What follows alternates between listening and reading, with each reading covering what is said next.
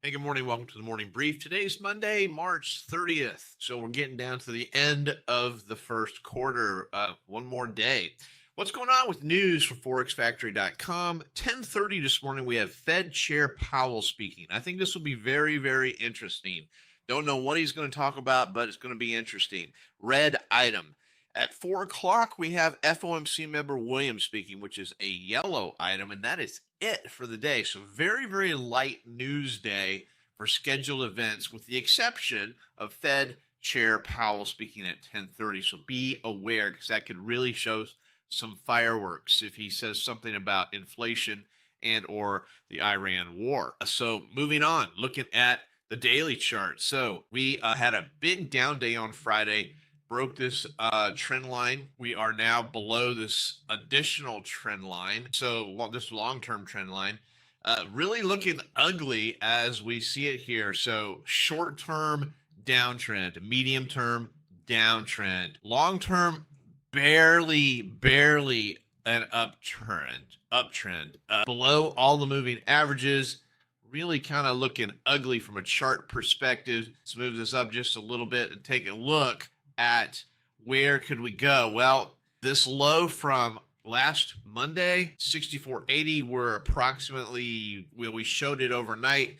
We can get above that, we might actually be able to get back into this area in here, which is around 65.47. I think that's really optimistic, but it could happen. If they turn things around and go to the downside, we break Friday's low, 63.86-ish. Could we go? We could definitely maybe even go all the way down to this low volume note at 63.37. That would be certainly within range. Maybe even down to 6,300. Volume on Friday was slightly above average, but not by much. So yeah, it is what it is. Moving on, taking a look at the inventory.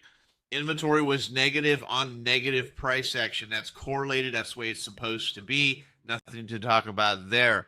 Looking at the overnight action, kind of interesting. We gapped it down and then put in a bottom and have been going up basically since about 10 o'clock last night, or 8 o'clock last night, all the way up until where we're at now. So kind of interesting what's going on there. Don't have any explanation for that, because certainly the news over the weekend wasn't anything spectacular or good, just maybe a dead cat bounce here. We'll just have to wait and see. Where could we have support and resistance? Resistance on the top side, 64.73, 64.83, 64.95-ish, 6,500, of course, the whole number. We get above that, 65.09, 65.22, 65.34. I should say support on the bottom side. So as you can see in the overnight range, we've got a lot of levels. So let's kind of call out the main ones: 6,400, 63.80, break the low, 63.60, 63.53, 63.21, 63.10, 6,300 would be support numbers. So yeah, there you have it. Overnight action was 121 points. So that is very high. We've had very high volatility overnight all for the last month. So 121, while it is high, it's about 5 times average. Stock Trader's Almanac for today, 61.9. So a positive outlook from the Stock Trader's Almanac, 61.9% chance the market will be up. That's all I've got for you today. Hope you have a great week. Happy Monday, and we'll see you tomorrow. Remember to subscribe and like. Hey, thanks for watching the morning brief. Check out my website for more information, oneononetrading.com.